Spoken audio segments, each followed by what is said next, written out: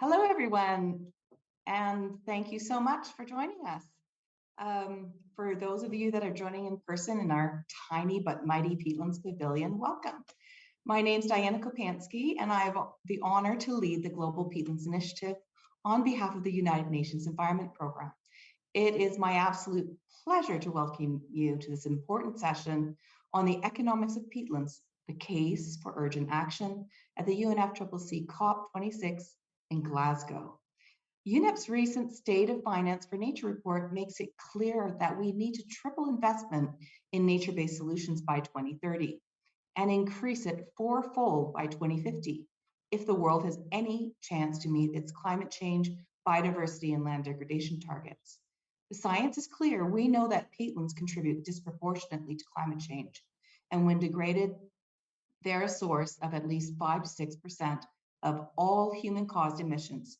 Yet degraded peatlands only cover around 0.4% of global land area. Our lives depend on nature, and peatlands provide us with multiple ecosystem services that we need in order to thrive as a society. We have the knowledge and the opportunity to be the first generation to leave the earth for our children and future generations in better health than we found it. We've got to do it. Now let's discuss how we can do this through policy and economic mechanisms with our fabulously distinguished speakers. First of all, it's my honor to introduce Ed Barbier and Joanne Burgess, world-renowned economists who have authored a policy report for the Global Peatlands Initiative. It's entitled Economics of Peatlands Conservation, Restoration, and Sustainable Management. Edward Barbier is a university distinguished professor in the Department of Economics, Colorado State University, and a senior scholar in the School of Global Environmental Sustainability. His main expertise is environmental and resource economics, as well as international environmental policy. He has consulted for a variety of national, international, and non-governmental agencies, including many UN organizations, the World Bank and the OECD. He's authored over 300 peer-reviewed journal articles and books, written books, chapters, and edited over 26 books. He's also published in popular journals and social media. Barbier is a fellow of the Association of Environmental and Resource Economists and is a highly cited scholar on global environmental and sustainability issues. He is the author of The Water Paradox, Overcoming the Global Crisis in Water Management, Yale University Press, New Haven, and London. We also have Joanne Burgess, and she is an associate professor at the Department of Economics at Colorado State University, where she's also affiliated with the School of Global Environmental Sustainability. Dr. Burgess is an environmental and natural resource economist with special interests in forest land use, wildlife management, trade and environment, and sustainability. She has served as a consultant and policy analyst for a variety of national, international, and non-governmental agencies, including the United Nations organizations and the World Bank and OECD. She's authored over 45 peer-reviewed journal articles and book chapters, written 4 books, and published in popular journals. Dr. Burgess currently has over 5,000 citations to her work. She's recently co-authored the book Ed Barbier and Joe Burgess, 2021, Economics of the SDGs, Putting the Sustainable Development Goals into Practice. Welcome, Ed. I believe you have the first presentation. The floor is yours. Thank you, Diana. And good evening to everyone in Glasgow, and hello to those who are joining us from around the world. As Diana said in her introduction, what I'm going to do over the next half hour is to talk about the report for the Global Peatlands Initiative that is just being launched today, the Economics of Peatlands Conservation, Restoration, and Sustainable Management. And this report is co-authored with Professor Joanne Burgess, and both Joe and I are members of the Department of Economics, Colorado State University. So scientific evidence is clear that peatlands are in crisis. They're in tremendous decline around the world. Around 11 to 15% of peatlands globally have been drained for agriculture, grazing, peat mining, and forestry, and perhaps another 5 to 10% have been severely degraded or damaged through vegetation removal and alteration. And although peatland decline has slowed somewhat in boreal and temperate regions, the loss of peatlands in tropical regions has continued, and in fact, it may be even accelerating. And of course, this has tremendous implications for our climate crisis. Among all major ecosystems globally, peatlands have the most irrecoverable carbon. What that means is that not only does drainage and conversion of peatlands release carbon, but once lost, it takes decades, if not hundreds of years, to restore this carbon.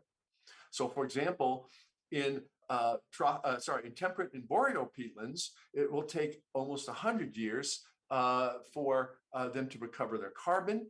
For tropical peatlands, it's even more, at least 200 years.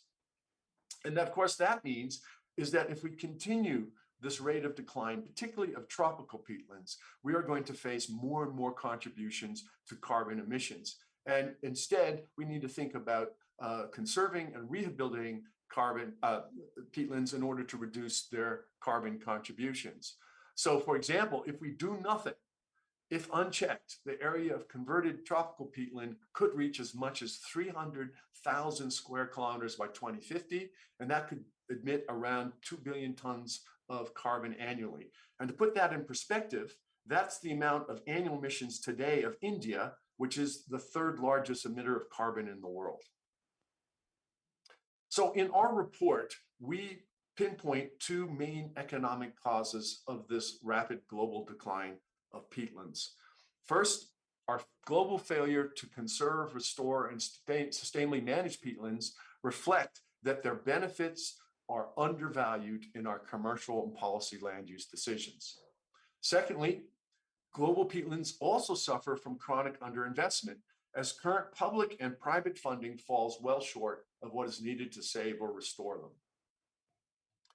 So I've mentioned already the carbon sequestration benefit of peatlands, but there are many, many more ecosystem goods and services provided by peatlands that are valuable to people around the world.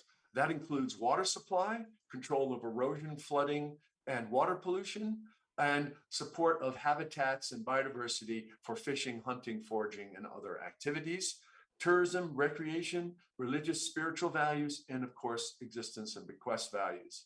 These values are incredibly important, and especially the biodiversity and habitat benefits of peatlands, those support the livelihoods of some of the poorest people in rural communities around the world. But the problem we face is that many, if not all, of these benefits of peatlands are non-marketed. They do not appear in our current markets of our economies. And that implication is incredibly important for how we manage peatlands. So undervaluing matters because if we do not see these markets for agriculture, forestry, and mining reflect the valuable goods and services provided by peatlands, we essentially assume that peatlands provide them for free. There's no cost to losing peatlands because the services are free. But that's wrong. And we know that the benefits of peatlands are considerable, and they continue to be ignored in commercial and policy land use decisions. And from an economic standpoint, that has two important implications. First, if we treat peatlands as if they have no value in our land use decisions, then we're going to have excessive conversions and drainage, which is what we see today. And secondly, if we decide to invest in restoring peatlands, we consider those investments to have low returns because we consider peatlands not to be important, but they are. But the situation is even worse. Not only are we undervaluing peatlands in our land use decisions, we often pay activities to convert and degrade them. In many countries, agriculture, forestry, mining, and all other activities that are harmful to peatlands, they're often supported by substantial publicly funded subsidies. And estimates are difficult to find for how much of these subsidies directly harm peatlands, but we do know that overall environmentally harmful subsidies in agriculture and fossil fuels are around $600 billion per year, and in forestry, they're around $28 to $55 billion per year. And the bottom line is this: such subsidies not only perpetuate the undervaluing of peatlands, but essentially puts a negative price on them. We're essentially saying it's okay not only to convert peatlands, but we're encouraging them through these subsidies for these activities to continue doing so.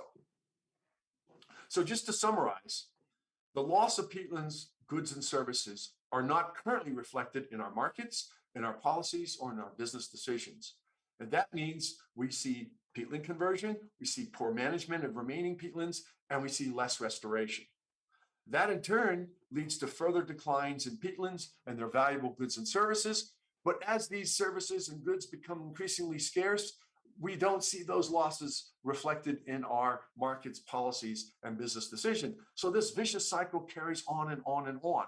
And the result is global peatland decline, increased carbon emissions along that trajectory I showed, and the increased scarcity of peatland goods and services continue to be ignored. And from an inclusive development perspective, that means the livelihoods of particularly poor people are grossly over affected.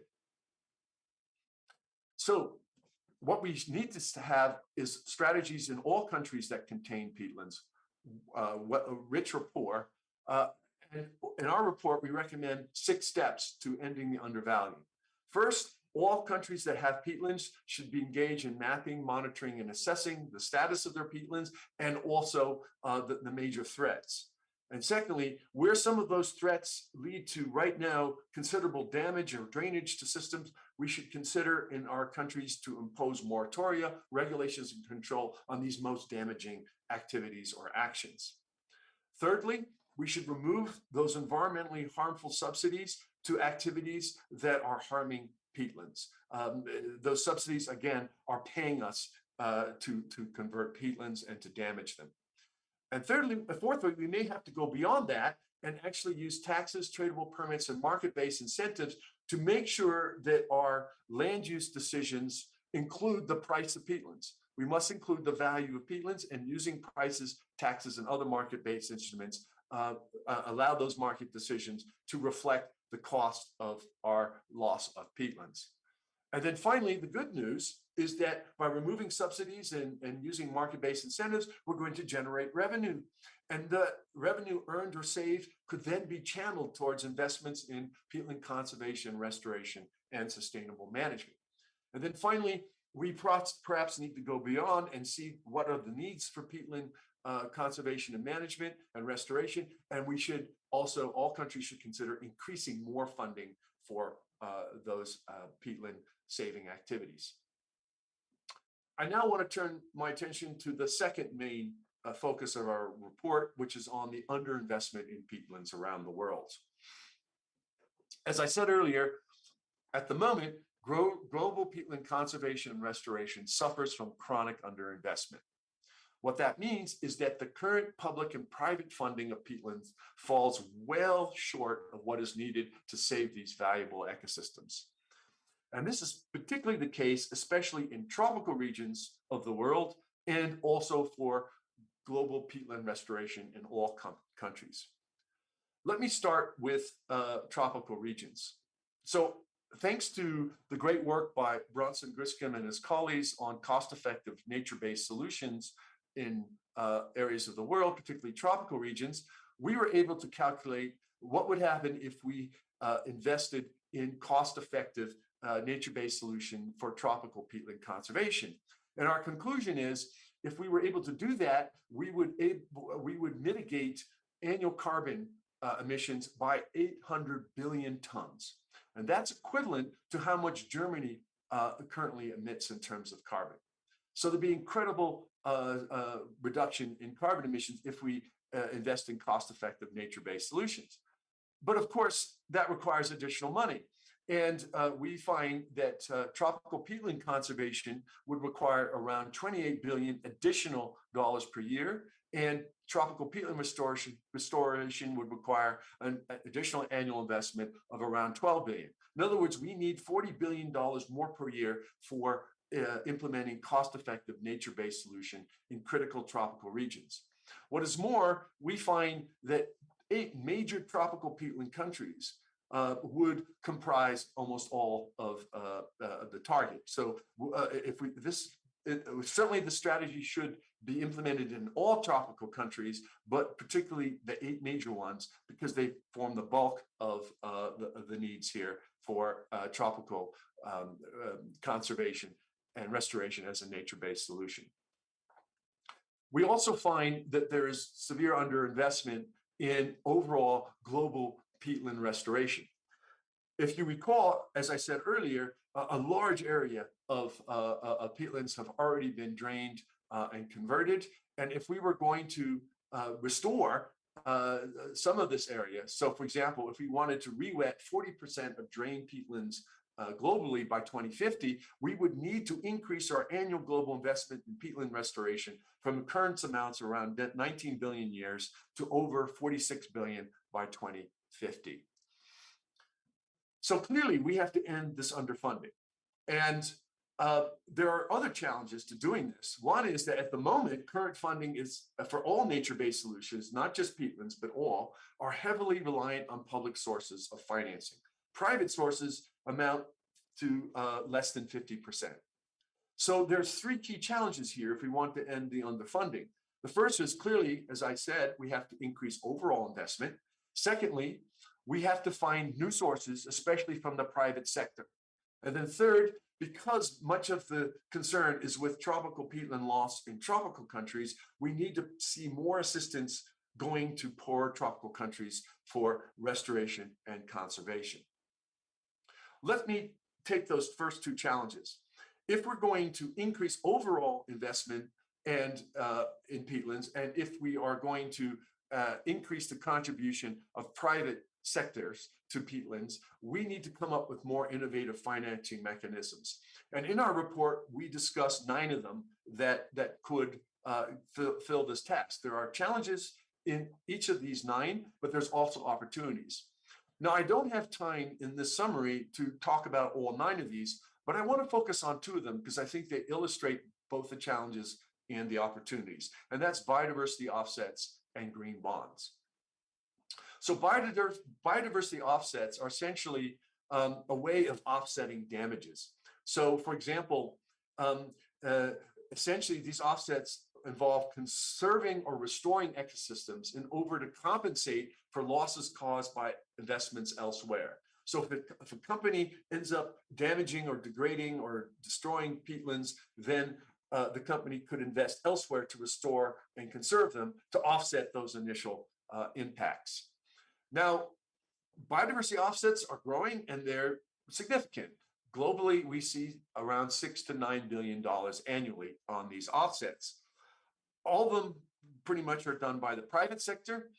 And unfortunately, most of them are within wealthy countries.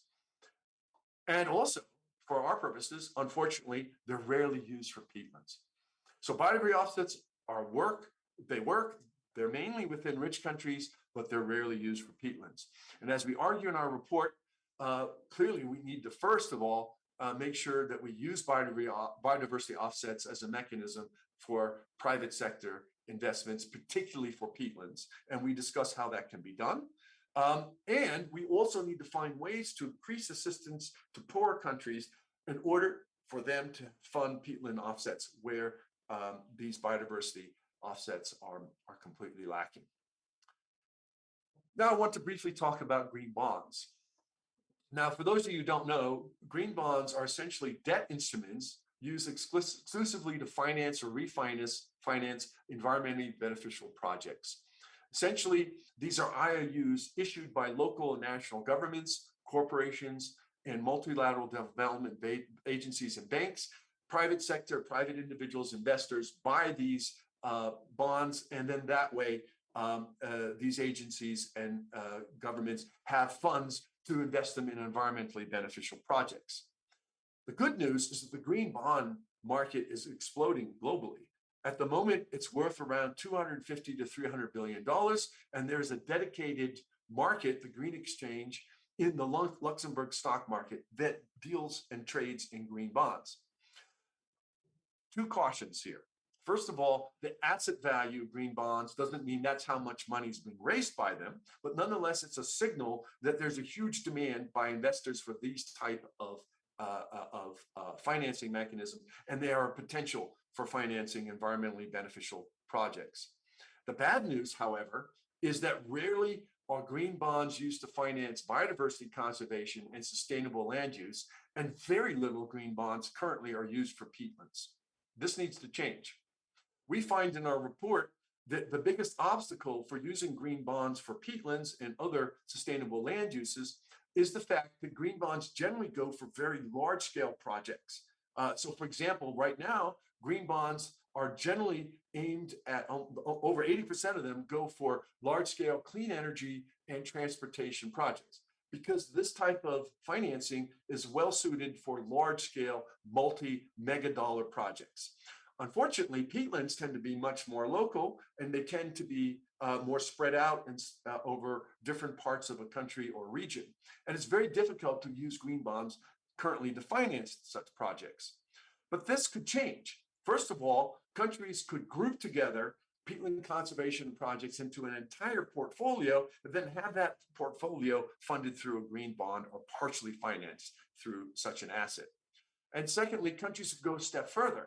They could have an entire program of payment of ecosystem services, biodiversity and carbon offsets, and other financial mechanisms for funding peatland areas, and also protected areas, along with projects for conservation and restoration, have this entire program also financed through green bonds. So there's plenty of opportunity here. Finally, I'd like to talk about international assistance. As I pointed out, we need urgently to increase funding for peatland, improve peatland conservation, restoration, and sustainable management in low and middle income countries, particularly those in tropical regions. And that requires international financial and technical support for these countries. But this cannot be a one-way flow. We argue in our report that countries that seek such assistance need to demonstrate their sustainable peatlands readiness, which is something that's been done in RED programs. It's called RED readiness. We think the same thing can be done for peatlands, and we call it sustainable peatlands readiness. And we think that there's two ways this can be done.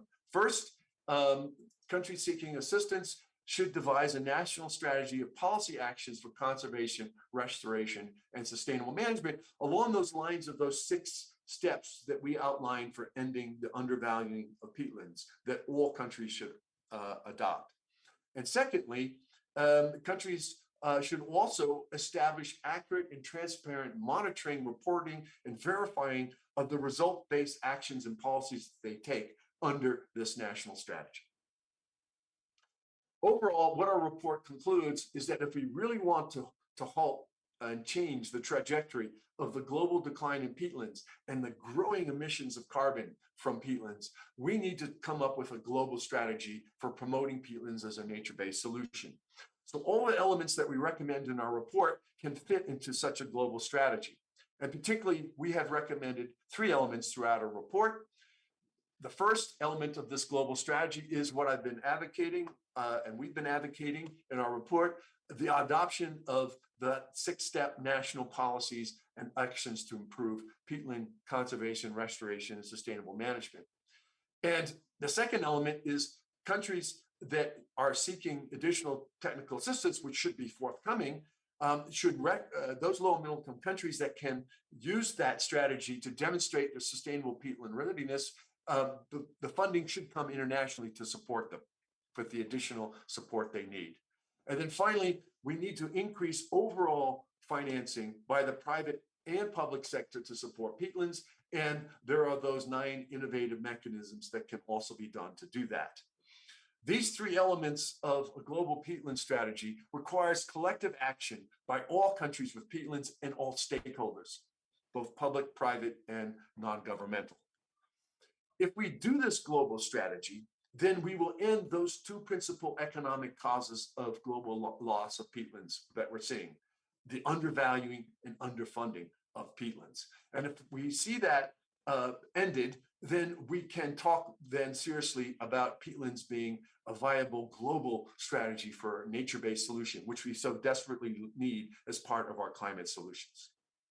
So in conclusion, peatlands are a triple win for people, the climate, and biodiversity. They can also be an effective climate change mitigation strategy of all countries, and they should help these countries meet their nationally determined contributions for climate mitigation.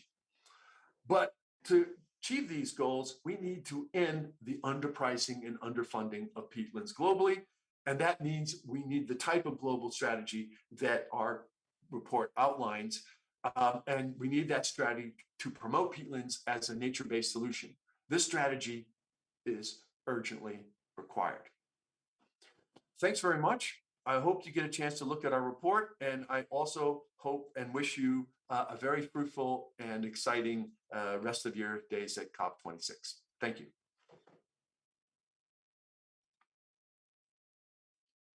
Thank you so much, Edward and Joanne, for your incredible work on this report, which really fills a key information gap identified by the Global Peatlands Initiative partners in UNEP. It's really excellent to have the detailed analysis available to partners on the economic and environmental opportunities. We really need these outlined to boost public and private investments in peatlands protection. A lot of the work that you outlined there is part of the portfolio of the Global Peatlands Initiative. We've been really working hard and actually celebrating quite a few milestones and achievements over the last 5 years, but there is still a ton of work to do. So I now have the pleasure to introduce Julia Martin Ortega and Klaus Klenk, who will share some new evidence proving that restoring global peatlands now rather than later would not only reap rewards in reducing greenhouse gas emissions, but would also have massive economic benefits just for Scotland alone. Julia Martin Ortega is a professor of ecological economics at the University of Leeds and the Associate Director of Water at Leeds, which is one of the largest interdisciplinary water research centers.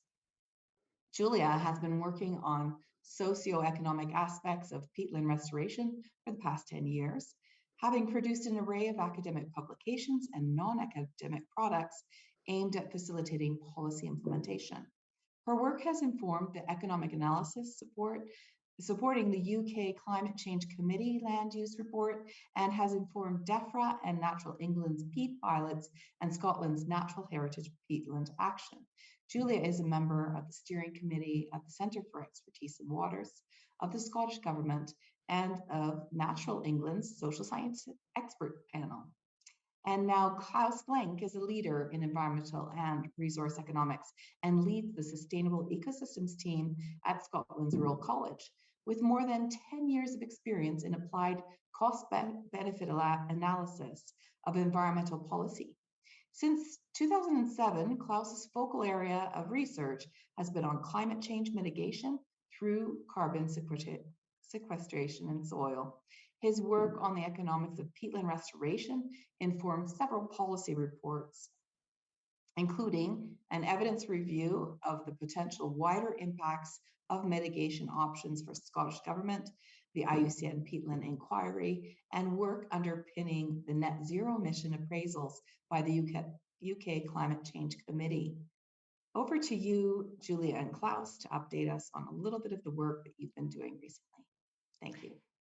Thank you so much, Diana, and also thank you very much to the Global Peatland Initiative for the opportunity to present our work here. It's a real pleasure.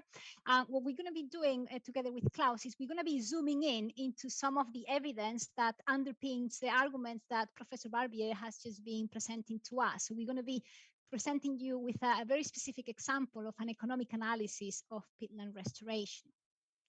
So let me see if this works. Yes. So I think we can all agree here around this table that there is an increasing international recognition and policy drive for peatland restoration. And I think the very fact that we are here today and we have a pavilion on peatland for an entire week at the COP26 is evidence of that international recognition. This is something that has happened in the last years. I think we have seen it as part of our own personal careers, and it's a real achievement in that sense. But for this recognition and this policy drive to be successful, it really needs to be supported by the public, and peatlands need to be recognized as providers of well-being to us all and the future generations. And this is something that the Scottish Government and Scotland Natural Heritage sort of realized a number of years ago, and it's reflected in the Peatland Action Plan that was elaborated in 2015, which set up the vision for Scotland. So those of you in Glasgow, this is where you are at the moment, set up the vision. Sorry, I think I've stopped the sharing. Yeah. So in that action plan, the Scottish Government set up the vision that by 2020, peatlands will be valued by the governments, land managers, and the public, and that by 2030, peatlands will be viewed as an essential to the nation's well-being and its natural capital. So against this background, through several funding bodies, Klaus and I were commissioned to develop a national level study for Scotland, in which we would set up to try to understand what are the values that the public places on peatlands in Scotland. This should allow us to estimate the benefits of restoring peatlands, restoring degraded peatlands, but also support decision making through cost benefit analysis in support of the arguments that Professor Barbier was mentioning. And this has led to what I believe is probably the most comprehensive economic analysis of peatland restoration in the UK and possibly maybe in Europe to date. And when I say more comprehensive, I mean not only in its extension, but also in the multiple strands that it covers. Obviously, we cannot give you the full details here, but we're going to give you a flavor of it. And here in this slide, I try to represent the essential concept that underpins this work. So what we have in the image on the left of your screen, you will have a stylized representation of a peatland in good condition. Okay, and what we have is that we have a situation in which this peatland in good condition has degraded. So a peatland on a bad condition, which is highly eroded, is essentially losing carbon that you have in the right image. Now, and this represents a loss of well-being for us humans. So the idea with a peatland restoration is to get back that degraded peatland into the good condition to your left. So essentially gain or avoiding losing more well-being.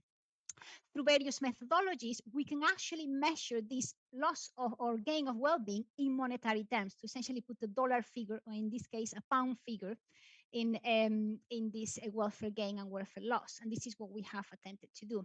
Now, this gives us this is based on the idea that the ecosystem services that Professor Barbier was mentioning are decline if the peatland gets degraded. So, for example, this tries to represent how a peatland in good condition, we actually have carbon sequestration, and when it degrades, we have increasing losses of carbon. Or equally, in relation to water quality, we have good water quality that gets deteriorated as the peatland degrades, or support for wildlife and biodiversity. So we try to assess what are the benefits of this associated with these ecosystem services gains and losses. Now, so the key point here is, do people value these ecosystem services and how much, right? So this is what we try to do with Klaus, and our work has a component which is a qualitative investigation of the people's general perceptions and relationships that they have with peatlands, and a quantitative analysis which allows us to estimate the monetary values, in this case in pounds per hectare, through a methodology that we call choice experiment, and that is implemented with a survey, which in this case was a relatively large survey of the Scottish population. Now, just to start giving you a flavor of the results of this study, we find that in Scotland, 90% of the people that we survey are willing to support at least one form of restoration option.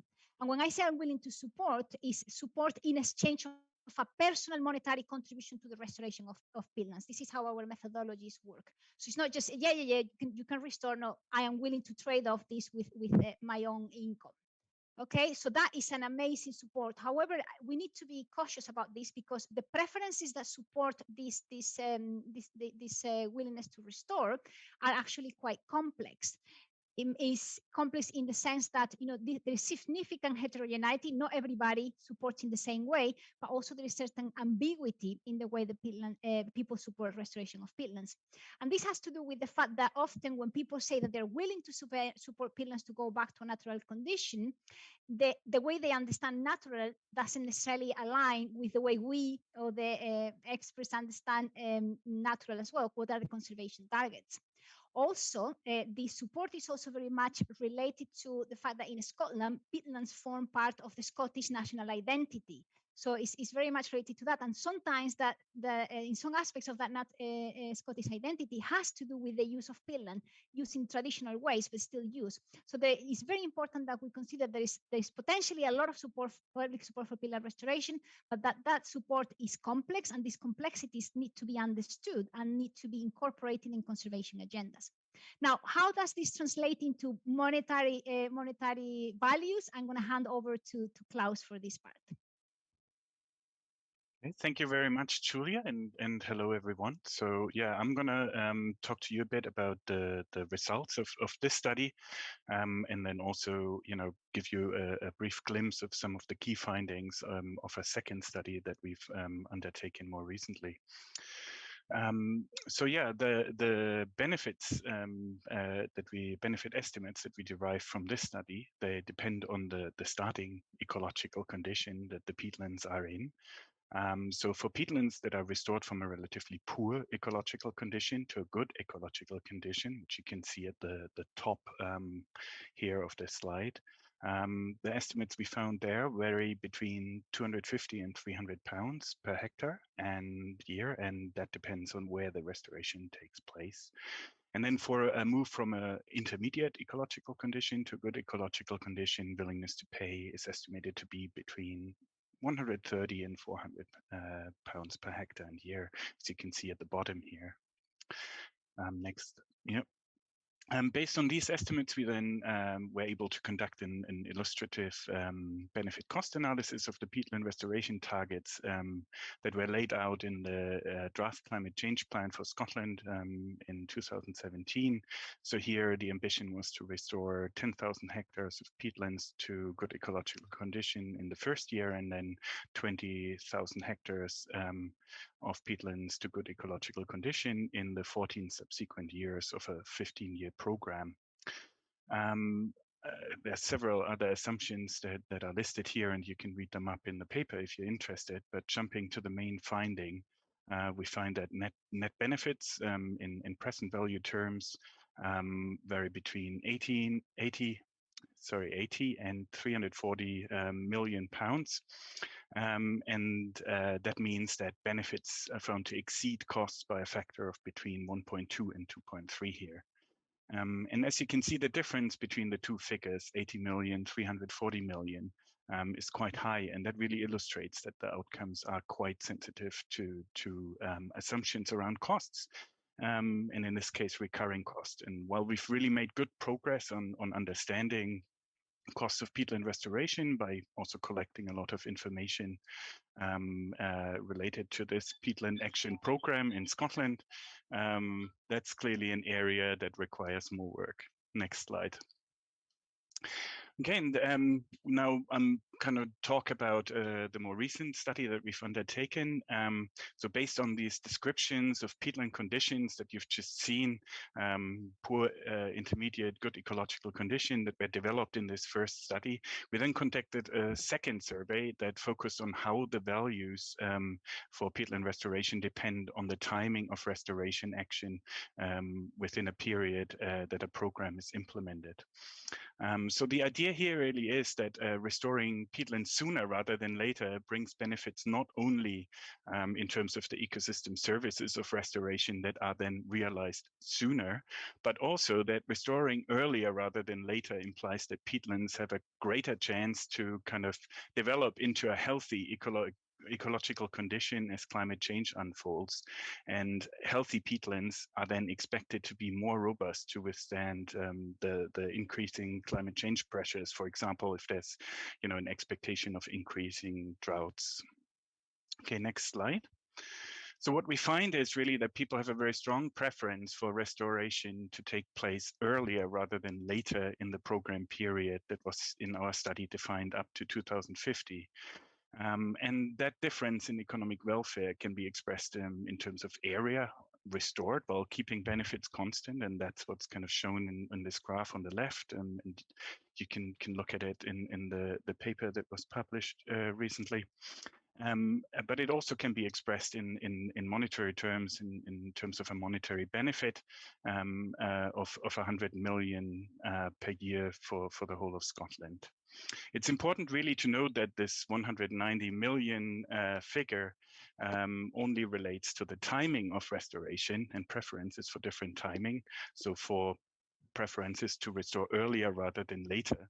Of course, there are also additional benefits from the restoration outcomes per se.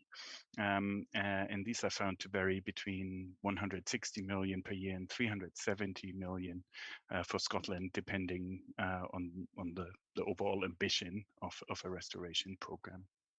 Next.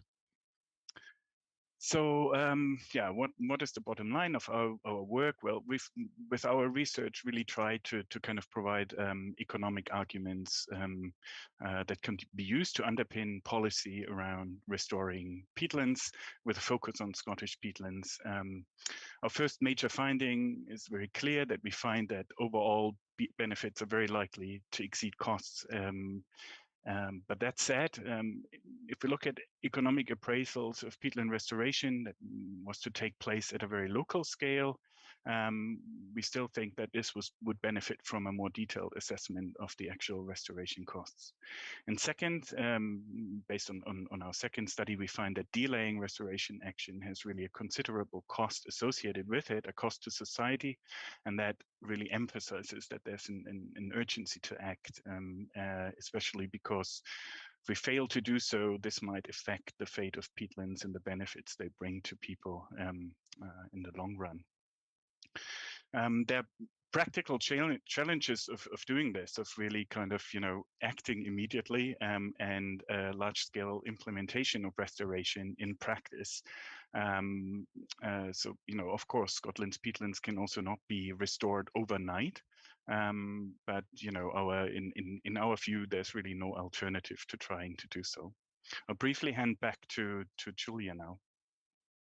Yes, thank you. So just to finish off, we just wanted to show examples on, how can this information be of relevance in the context of fronting for urgent action. And one is about, making the business case for peatland restoration. So this study has been a reference for the economic analysis that underpins the land use climate change report from the UK government, sort of making the case saying, well, there are substantial benefits to be had, and therefore, investing, as has been discussed in the previous presentation, it makes economic sense investing in peatland restoration. Similarly, some of these methodologies and evidence that we produce in this study have served to inform some of the pilot test of the England peatland strategy. Support, again, making the business case, it makes economic sense, it generates net benefits to restore peatlands. But also it serves to raise awareness about the importance of peatlands. And sadly, we like it or not, you put a money figure in things, and somehow people listen to you, right? So when Klaus and I have been working on this for a number of years, we produce these numbers, and boom, there we are in the news, right? And this helps to raise awareness about the issue. So this is what these studies are also useful to put things in the agenda. So with that, just thanking you very much, both for the invitation and for the people in the audience of paying attention to our research. Thank you. Thank you. Thanks. Thanks so much. And now we have the opportunity as well to have a great little discussion. But Klaus and Julia, I just wanted to remark that we're really looking forward to your ongoing continued research. And indeed, conservationists like myself, policymakers, scientists need that making the case. So we really do appreciate that, as well as the work that you're brought to the UK to influence their decisions. So it's really super important as well, because we need to really highlight the importance of peatlands, their investment now for their protection, but also the peatlands restoration in the UN decade. We're going to need all hands on deck. And that's exactly why economists' voices are so strong and important in this conversation. Now we are going to move to the panel discussion. And with that, I'm really pleased to invite Pushpam Kumar and Johan Kieft to join in, along with all of the other speakers. Pushpam Kumar is Senior Economic Advisor for the United Nations Environment Program.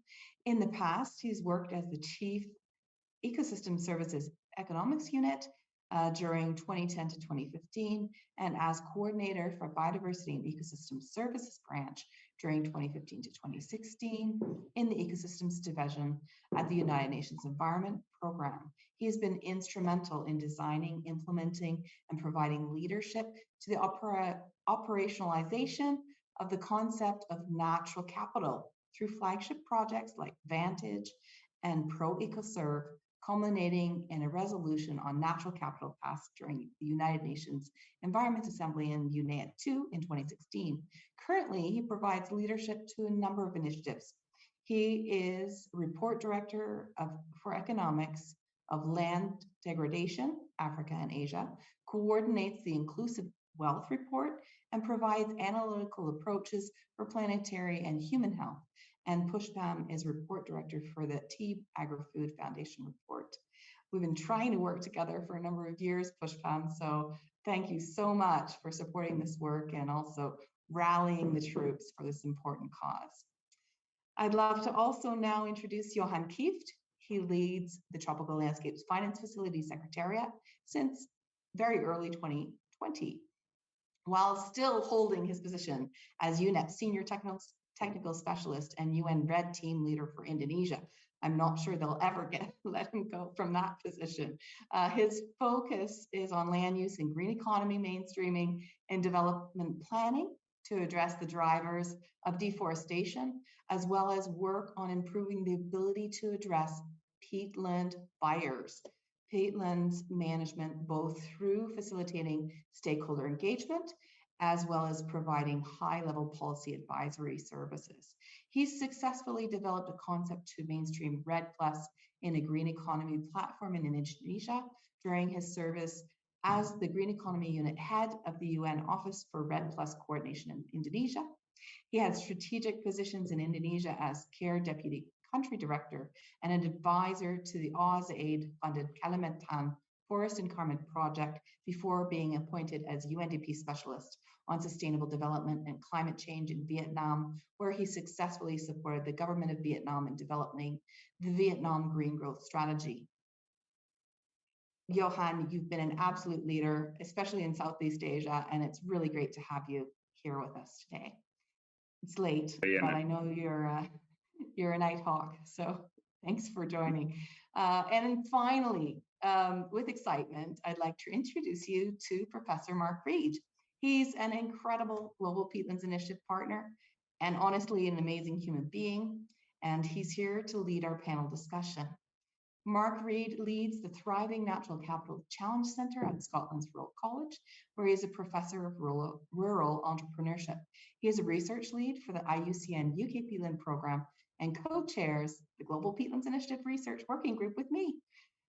He has over 200 publications that have been cited 25,000 times and brings his expertise, incredible attitude, and deep knowledge in the peatland carbon market discussions today.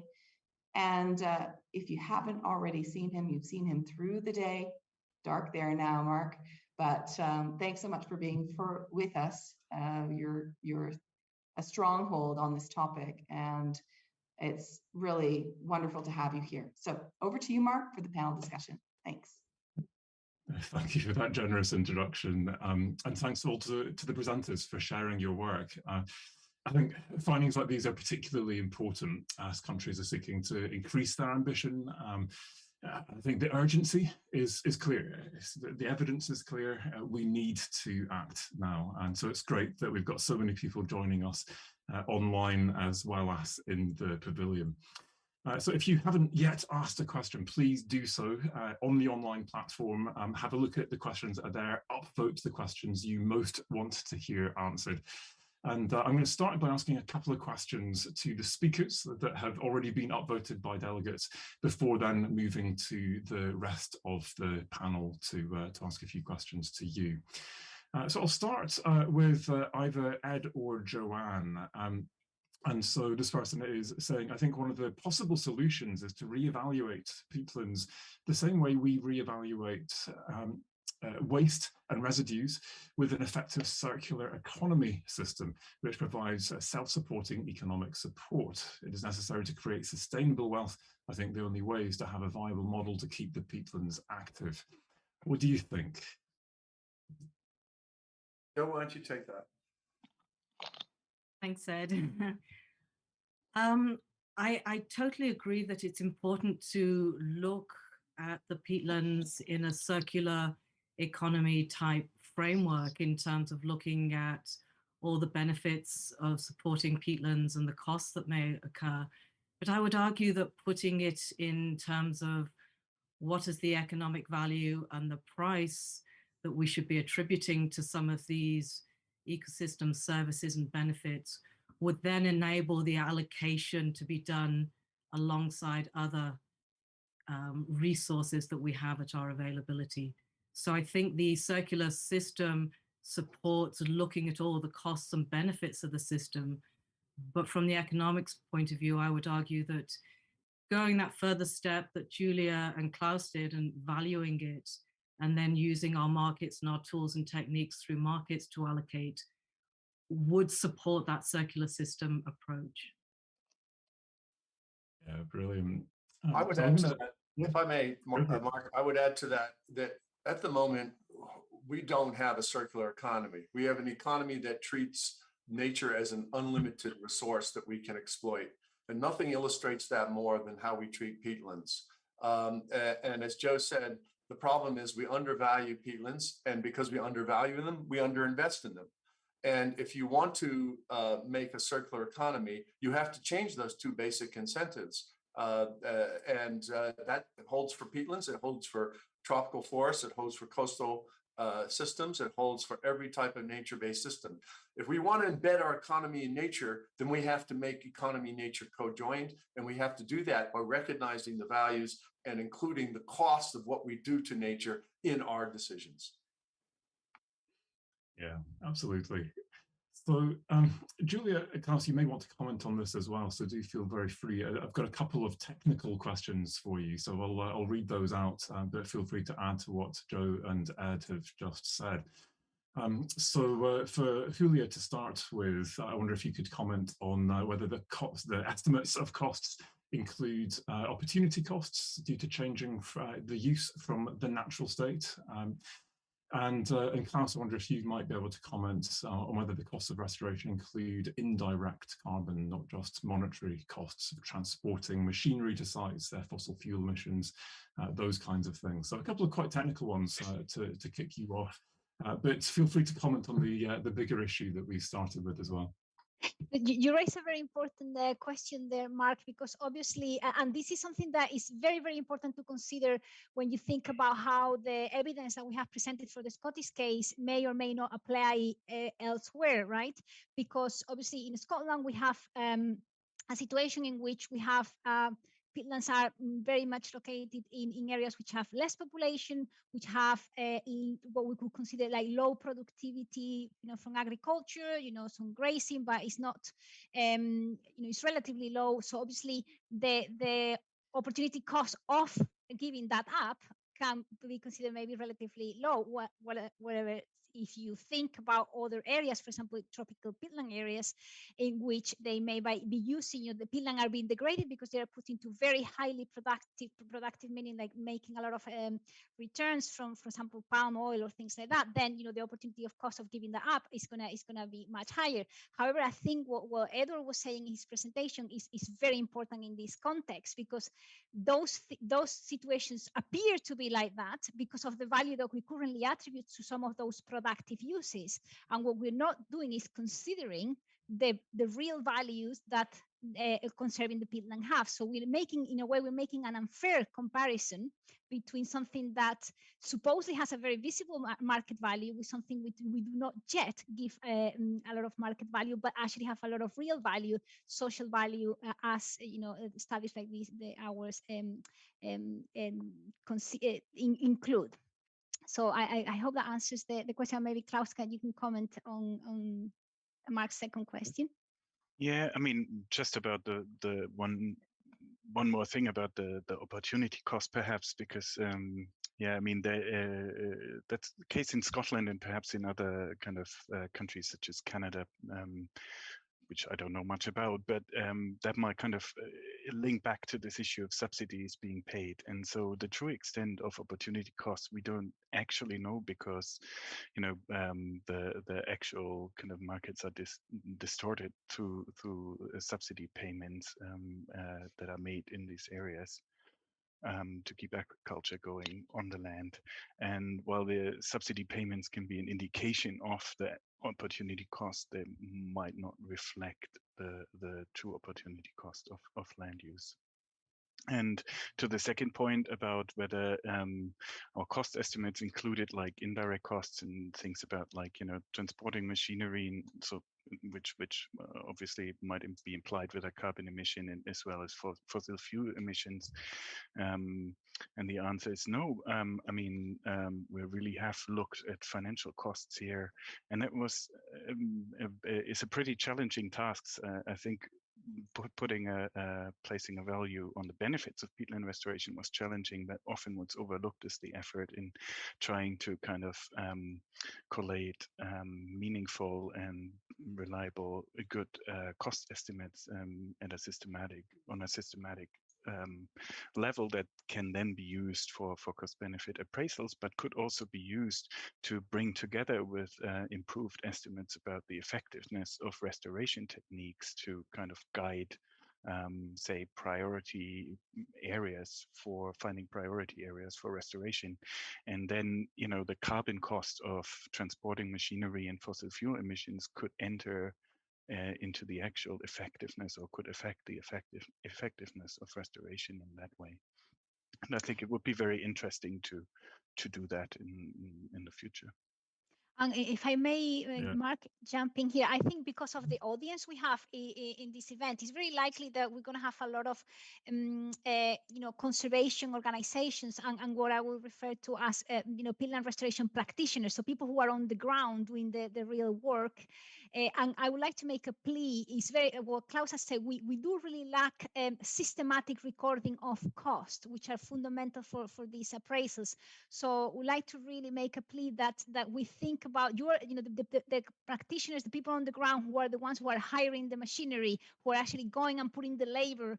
These are the people who really know how much these things really cost, and we can only use that information if it's stored and is stored in a systematic and way. So with Klaus, we trying to put together protocols to try to help with that. But really, please, the people who are involved in this in the audience, please reach out and try to make an effort to record these costs well, because you can see how important they are for informing these decisions and these investments. Your receipts and invoices are data, and they are needed. So that's fantastic. Great. And I've watched over the years as you've been doing this work, and it is a huge undertaking already. But as you say, we can always improve and add more to it. Pushpam, I would like to come to you next, if I may. It's fantastic that you're able to join us, and I think, in particular, given the breadth of your expertise and experience internationally, but also in light of the Paris Agreement and the latest IPCC report, I wonder, why is it that you think that peatlands in particular represent such an important opportunity for investment? Oh, thanks very much. I'm very happy to be here. First of all, I would like to compliment all the presenters and the report coming from Ed and Joe, and wonderful coordination from Dianna. Why I'm saying that this is important, because as we all know, economics of peatland and economic valuation of peatland does many things, and Ed has already captured all the points. It helps in integration. It helps in changing the grammar of economic science. It helps bringing peatland and in general nature closer to the business decisions, especially the decisions of financial institutions, sovereign wealth fund, pension fund, and many other sectors who are well-intentioned people. They are motivated to see that peatland is restored or conserved, and they want to put money into that, but they are not sure about the rate of return and what kind of return it will bring. And this kind of work, the valuations, certainly helps in a big way. Now, coming back to the international mm, uh, uh, assessment and initiatives, including the one in Glasgow right now. It's not that countries I mean, we keep hearing all kind of views that countries are not committed or they are not sincere. It is not the entire truth. The fact is, a large number of countries are sincere. And I'm not referring to the net zero target of 2050, somebody coming 60, somebody saying 2070, as India has done, their 2070, there will be net zero carbon. I'm not referring to that. They are sincere because they are minister, they are prime minister, but they are also father, son, mother, sister. So they know that the future is at stake. But sometimes there is a nervousness. Okay, what portfolio to invest in? And they don't know. And if somebody says, "Hey, here is a peatland you can use for storing the carbon," then they would like to know what is the return. Are we getting some return? And let's not be emotional about it. That is a hard hitting questions financial sector would ask. And in doing, I mean, this kind of work helps in a big way. Three things I would like to cite here. We are in the UN decades of restorations. And we all know that ecosystems, including wetland and peatlands, are under stress. And what is the recent review from UK, led by Parthadas Gupta, says there is a demand supply gap between how much we are appropriating from the ecosystem through our demands and how much ecosystem can supply. And a strong recommendation is for restoration. He does talk about peatland too. Even decades of restoration talks about it, that we need to restore and invest in ecosystems. But the problem is not here in Scotland or in Canada or in UK in general. The trade-off questions that how much it goes in restoration of peatland is more pronounced, more naked and direct in the context of poorer parts of the world like Congo and also Indonesia, which is middle income group countries, but in other parts of the world. Having economic values, having some idea about the rate of return with the help of this valuation would certainly clear the haziness, the uncertainty which is occupying the mind of the policymakers at the moment, especially in the South. And that is the reason I said what Ed and Joe have done, and also this evidence from Klaus and others are important. So this kind of valuation work would certainly help investment. And when I say investment, I'm not talking about a small private sector, but I'm thinking about chunk of money which is lying under sovereign wealth fund, for example, the pension fund. People are asking questions that where is my pension fund going? and they want to invest in the direction which is more green, which is more nature friendly, which is towards solving the planetary crisis, which is not only, of course, climate is one, but then you have biodiversity, then you have pollution part, and this will be very, very helpful. In fact, we need more generation of evidence and data with precise scale, time dimensions, and the unit, and I think we will be able to win the battle. So I think I see this kind of work in that direction in helping and providing evidence to the policymakers in a way that they will find it hard to ignore.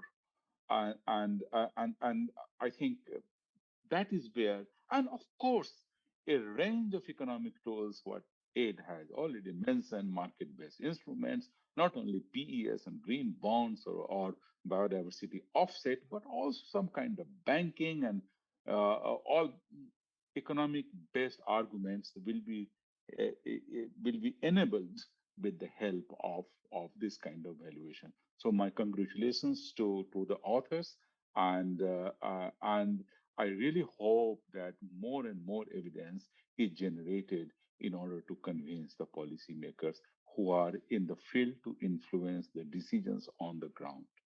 Thank you.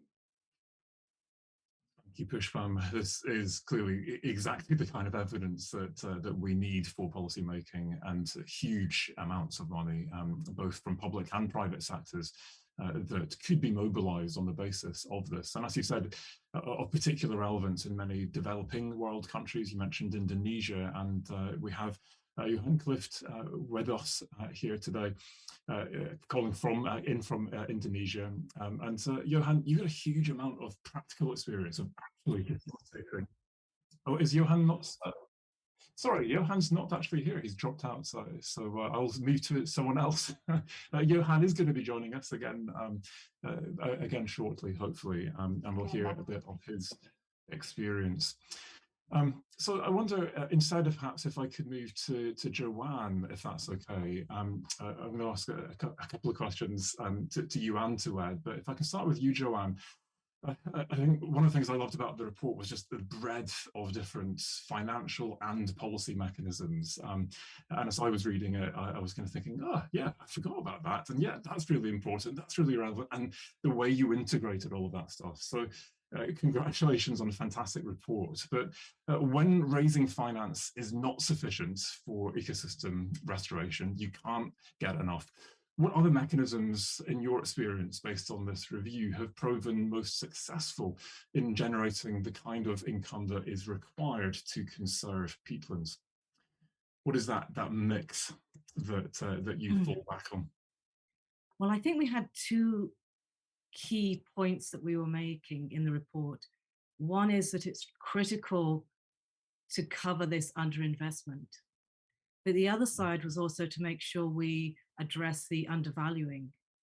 And so by recognizing the economic values and recognizing that we're supporting and subsidizing economic approaches to convert peatlands, then we could see that maybe we could remove some of those subsidies that are encouraging expansion of maybe palm oil at the expense of peatlands and so on, and shift those to recognizing the value of peatlands and put them into conservation.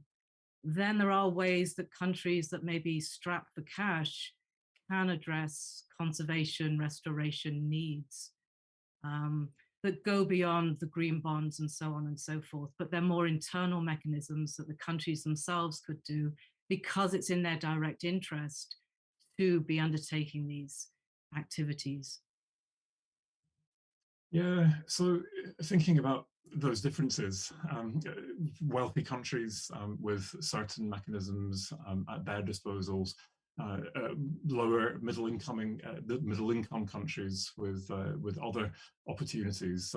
Ed, thinking about the kind of strategies and how you might adapt your recommendations to wealthy versus low to middle income countries, what would you say in terms of the difference of approach that is potentially required? Well, let me just start with a major observation, which we're kind of ducking as a panel. which is that restoration is not a panacea for conservation. And it's certainly not a panacea for destruction of peatlands. We still have lots of peatlands left in the world, in boreal, temperate, and tropical zones. And any strategy, whether it's for rich or poor countries, must not just be a focus on just restoring what's already destroyed, restoring what's already destroyed, but also conserving what's left of these valuable ecosystems. The two go hand in hand. One is not a substitute for the other.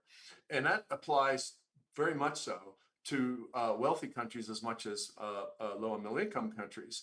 And to your question, Mark, about low and middle income, for wealthy countries, recall that, as I said in my presentation, and we say in the report, that all peatland countries, whether they're rich or poor, should have a national strategy for peatlands, a policy strategy, which has 6 steps. And one of those steps is to monitor, assess the current status of peatlands and also the current threats. You'd be surprised how few wealthy countries have actually even done that first step. Scotland is an exception, and the UK in general, but many have not. And secondly, we also have to consider, as a second step, moratoria and possibly regulations on the major threats that are causing continued degradation and loss. In some countries, it's agriculture, others it's forestry, others it's peat mining in wealthy countries, or it can be other activities, it can be urban expansion. We need to have better regulation in wealthy countries as well as poor countries. The third is environmentally harmful subsidies. Both Klaus and Julie mentioned this, that the problem is that we can restore peatlands, but if we still have got agricultural and other activities that are basically being subsidized to expand their land use, then some of that land use change is going to involve peatlands if we're not careful. So we have to remove subsidies in wealthy countries that are particularly leading to activities to view peatlands as if they are free lands to convert. And then we may need to go beyond, and certainly in wealthy countries, we need to consider price incentives to actually redress the balance that Julia was talking about. That at the moment, the playing field between activities that deplete and convert wetlands and don't restore them, and those and conserving wetlands, that balance is tipped in favor of destruction and degradation and lack of restoration. We may need to start considering tax incentives and others to discourage pricing that leads to more degradation. And then finally, those revenues can head to additional funding, both by removing subsidies and also pricing reforms. The revenues can be going towards better peatland management, and same, we need to actually go beyond that and increase it and do what Klaus and Julie are doing and Scotland is doing, is saying, okay, do we need additional money to invest in restoration? Do we need a comprehensive program? I would argue you would need, in wealthy countries, a comprehensive program to protect existing peatlands and also to restore them. So those are the 6 elements that are in there. In getting to low and middle income countries, Pushpan put his finger right on it when he said that that's where most of the destruction of remaining peatlands is occurring. And as I pointed out in our report, we identify how large that loss is going and how much support is needed for tropical countries, and 8 major ones, including Indonesia, the Congo, and so forth, to what annually is needed for more conservation of existing peatlands as well as restoration in those countries, and of course all tropical peatlands.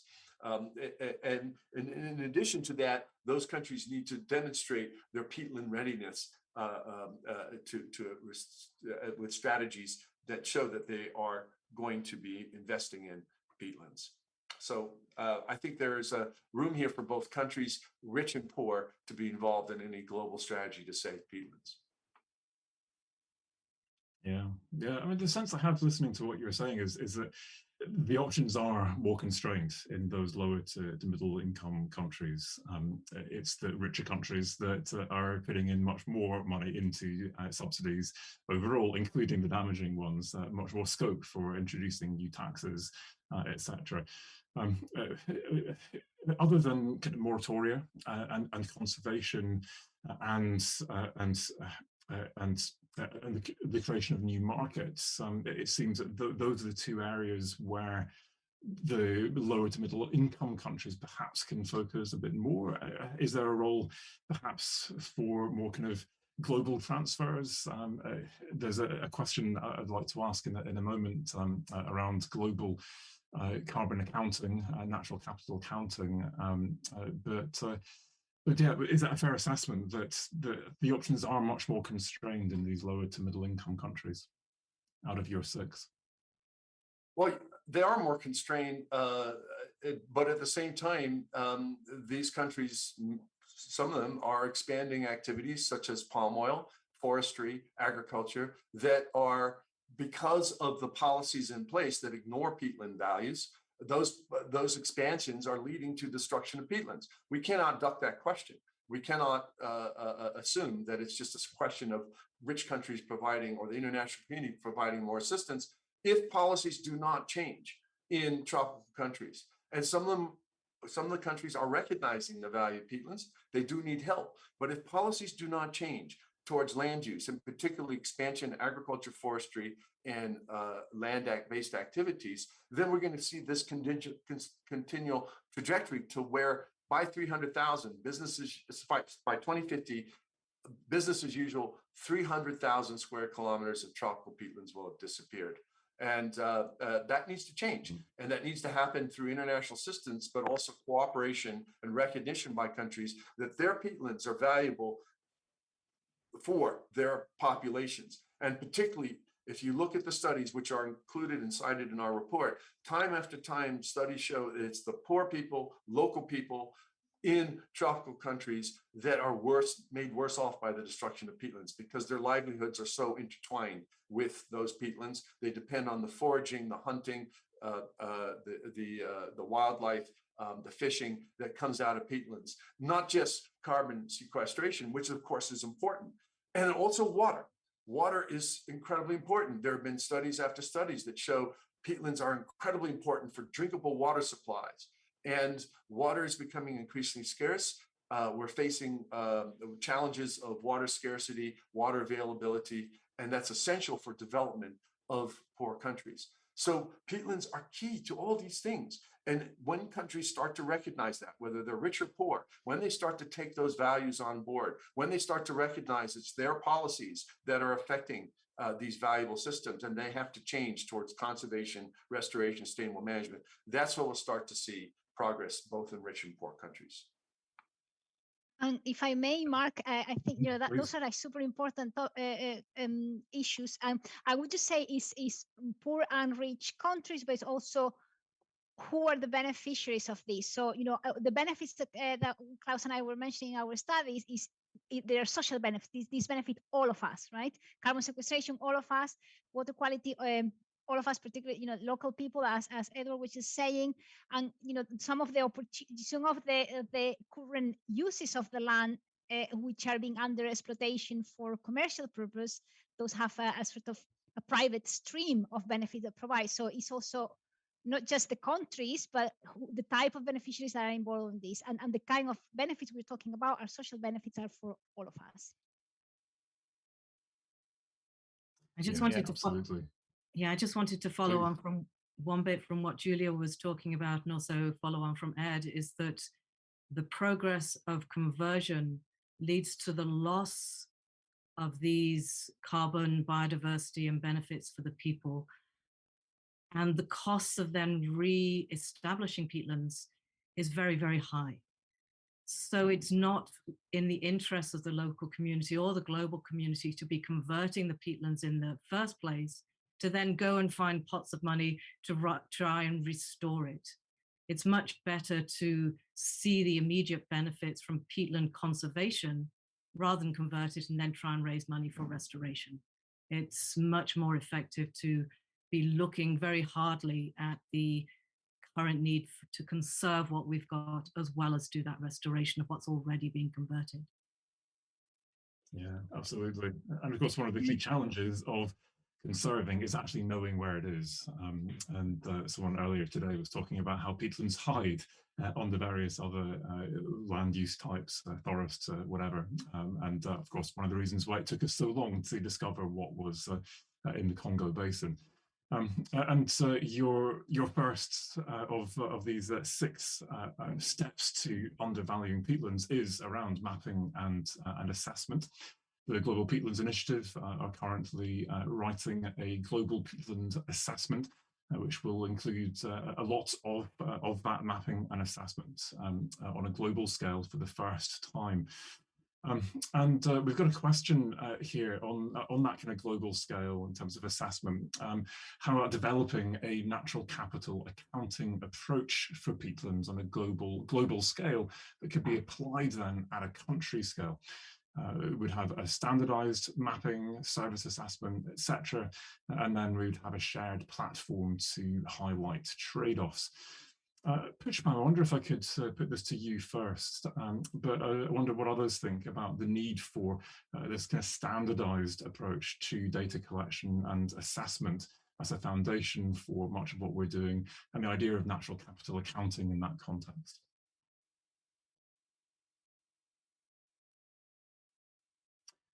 Pushpan, I can't hear you, sorry. Is that just me?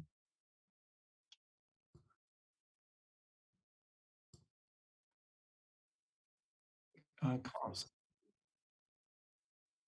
Oh.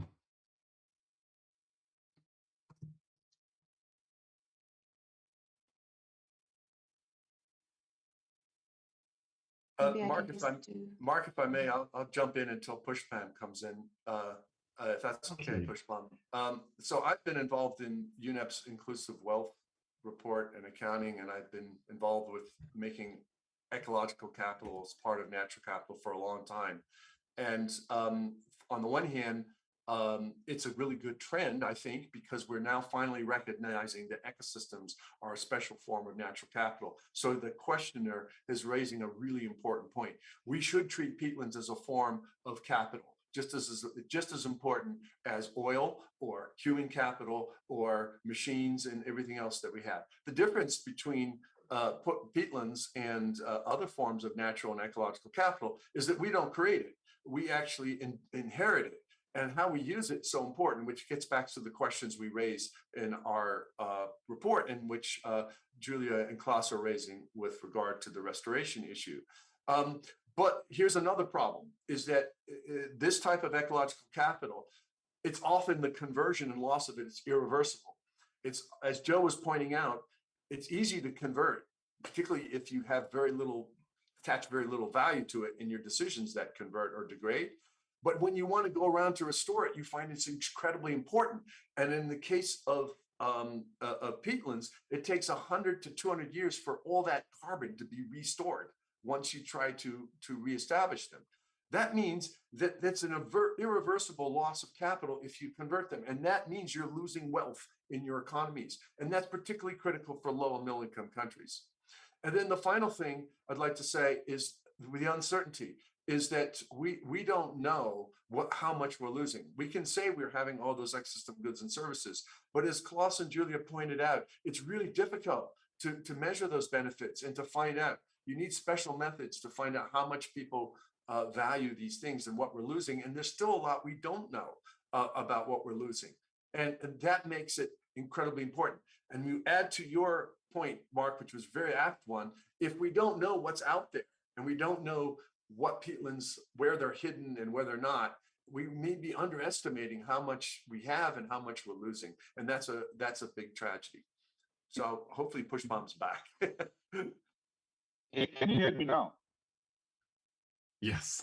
Okay. No, you said it all, and wonderful. I think each and every word what you have said is something I also wanted to convey. But specifically, peatland is a part of a natural asset. It is a natural capital. So as many of you might know, there is something UNEP has been doing under wealth estimates or inclusive wealth estimates, where produced human and natural capital are assessed and monetized at accounting or shadow price, not at the market price. So, and peatland is part of that. As far as the data goes, so far we didn't have reliable data for peatlands. But in the 2022 report, we are planning to bring peatland into our coverage, or what we call it, a scope for the production and asset boundaries under the natural capital. And in that, there will be accounting for natural capital. It also helps for that early March this year, Secretary General approved ecosystem accounts under SIA framework. As we all know that SIA is not about GDP, SIA also does many other things, but it also provides information to estimate the flow, that is the GDP. So both will be discussed next year.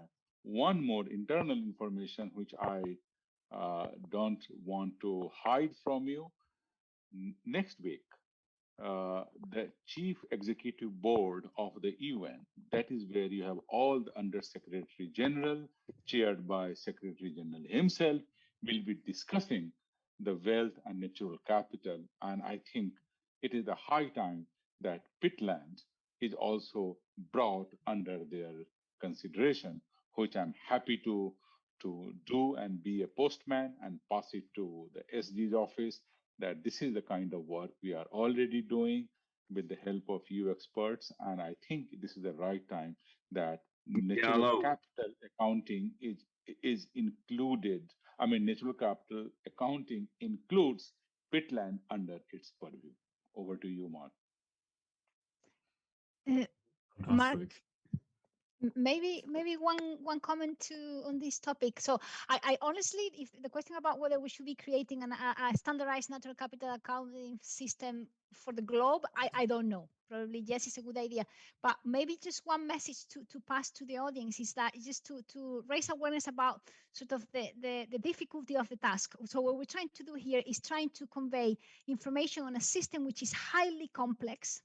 You know, the peatlands in general ecosystems are, but peatlands I have discovered through the years that has a huge amount of hydrological complexity, the way carbon function, the way carbon operates, how it is subject to many different conditions depending on where it's located, what is the previous existing impact that climate has had on it, and the current land use. We're trying to connect a very highly complex system with another very highly complex system, which are humans, right? And how we operate, how we establish our preference, how we value what we value, and how we're inserting in big economic processes that are, as we know. So essentially what we're trying to is combine two massively complex systems, the human and the ecosystem one, with actually scientifically operate at quite different levels. You know, the kind of models that we have developed to understand how ecosystem functions are operate at a particular level, but then we have how humans we operate and what kind of information we need to inform the policy decision at that level. So we're really trying to collide two massive complex systems, and it's very challenging, but we have no option but to try.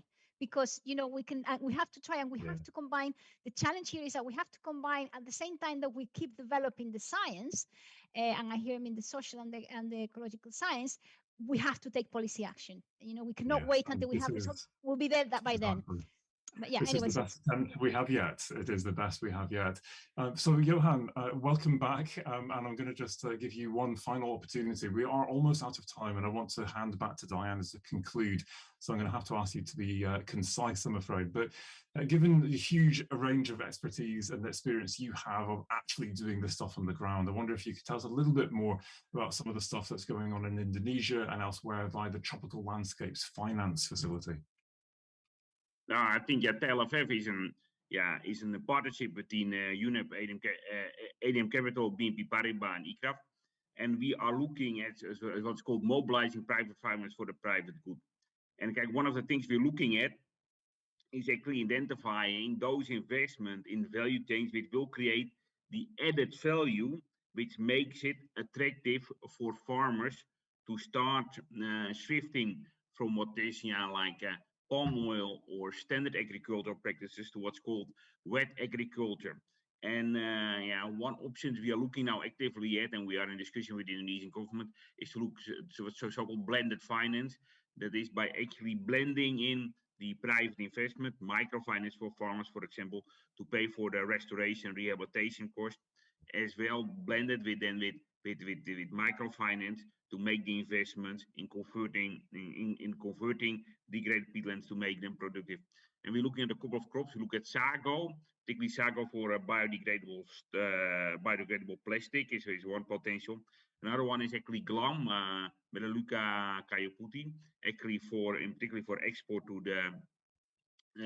Europe as a so-called lesser used timber species, and which also produces essential oil and honey. And then we look at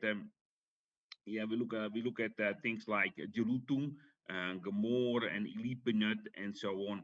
And we have actually we have identified a number of investments that we're now looking at, and actually trying to make to turn these ideas, because the markets are there already, into reality, and by doing so, creating alternative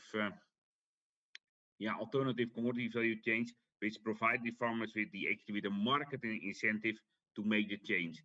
And I think that is one of the things. But another thing we are looking, I would like to stress, and more in general. Johan, sorry, if I can just interrupt you, I think we are out of time. I'm really sorry. I would love to hear more. It's really unfortunate that you left with your connectivity issues. Sorry, the internet these things can happen. My apologies. No worries. So Dianna, I'll hand over to you to close. Johan, thank you, and thank you everyone. It's been a real pleasure. You're welcome. Yes, thanks so much. And Johan, we will have another chance to hear the amazing innovations that are happening through unique opportunities like the Tropical Landscapes Finance Facility, the blended finance, the de-risking through developmental and humanitarian financing. I think it's something that definitely people are going to be paying more and more attention to. I wanted to just congratulate everyone for the work that they've been doing.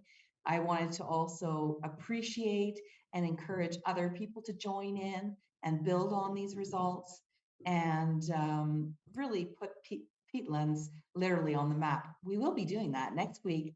You will have to actually see the first updated global peatlands probability map, and we are working with a number of expert scientists around the world that are going to be building the state of the world's peatlands for us as a community.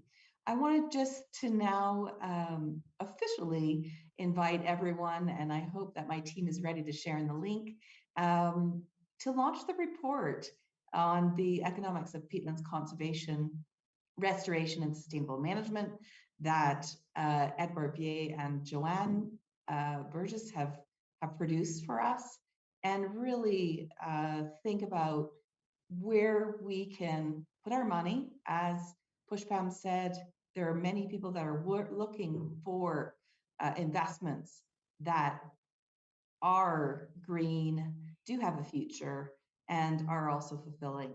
So I want to thank everyone for the work that you've been doing, and also thank you so much, Mark, for your wonderful facilitation skills. Thank you, Johan, for staying up late and persevering through the challenges that you've had with the connection. Thank you so much, Pushpam, also joining from around the world, Julia, Klaus, Joanne, and Ed. We can celebrate today, and this is not the first time, but we will be continuing this wonderful work and really motivating people to understand what an incredible quick win, tiny but mighty, but we're here for the long haul. Peatlands matter, and we are part of generation restoration. So everyone, please share as much as you can, and really look forward to having more and more of these conversations for action. Thanks so much, everyone.